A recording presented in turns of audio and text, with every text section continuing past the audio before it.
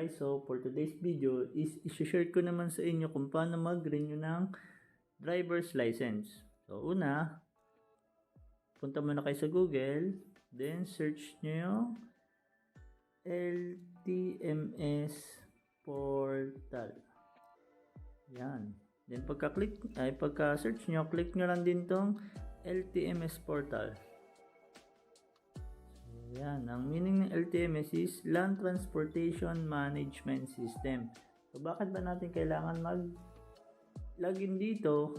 Kasi ang unang requirements natin sa pagre-renew ng driver's license is yung CDE exam na tinatawag nila. So scroll down lang natin. Kung wala ka pang account, mag-register ka, click mo lang yung register. Then after mo makapag-register is click mo lang din tong login. Kung meron ka naman ng account, diretso ka lang sa login. So pagka-click mo ng login, i-input mo dito yung email or yung LTO client number mo. Then yung password.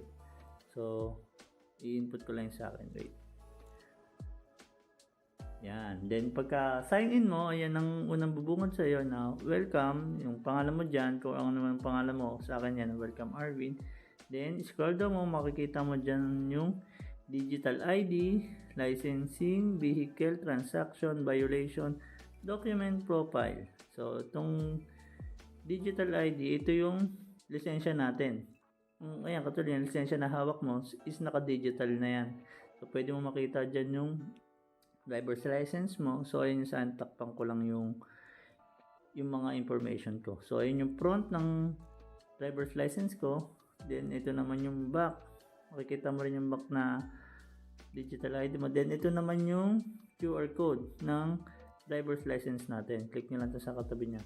Yan. Then, pag ginisca mo yan, makikita mo yung information mo. So, close natin. So, kayo na bahala mag-explore ng iba pa dyan, yung mga nakalagay dyan. So, ang pinaka-topic kasi natin is yung CDE exam. So, next naman natin, click nyo lang tong araw na to. Yan. Then, click nyo yung CDE Online Validation Exam. Yan. Ang lalabas, CDE Online Validation Exam. Use the CDE Online Validation Exam for your driver's license renewal application.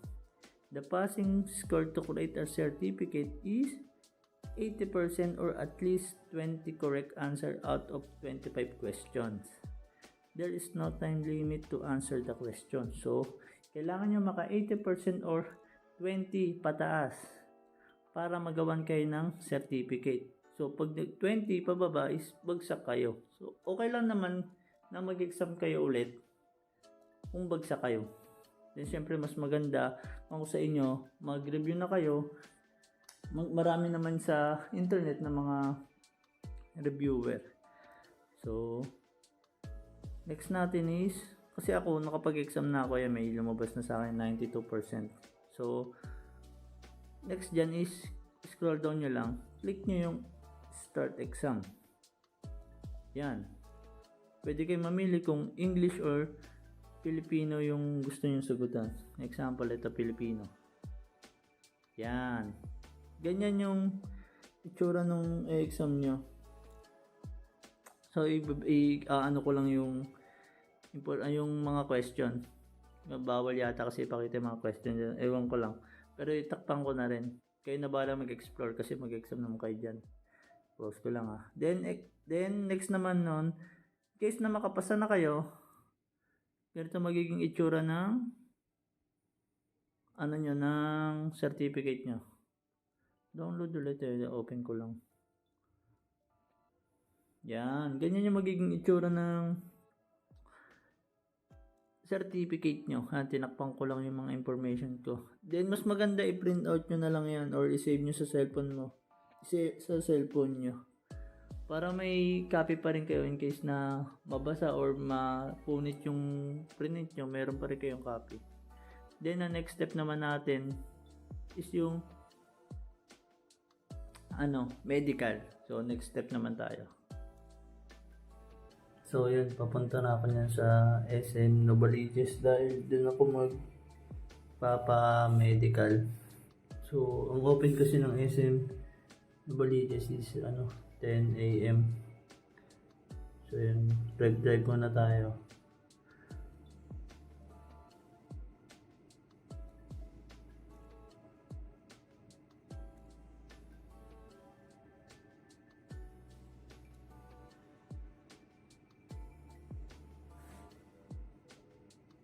Pero mas maganda rin guys na agahan nyo, baka kasi maraming pila.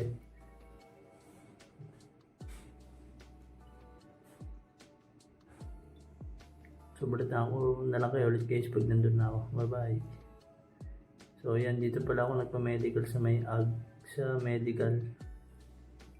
So ang open niya pala is Monday to Friday, 8 a.m. to 4 p.m. Ang medical fee niya is 600.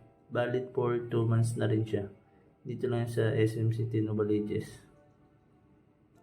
Yan guys, post nyo na lang kung gusto nyo mabasa.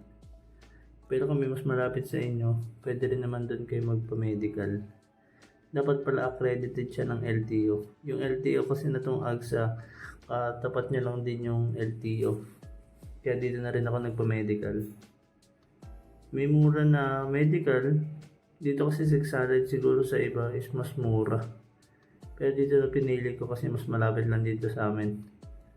So after nyo pala pumunta dyan, may pipilapan kayo na driver's medical evaluation. Ano lang yun ito, mga information nyo lang naman to.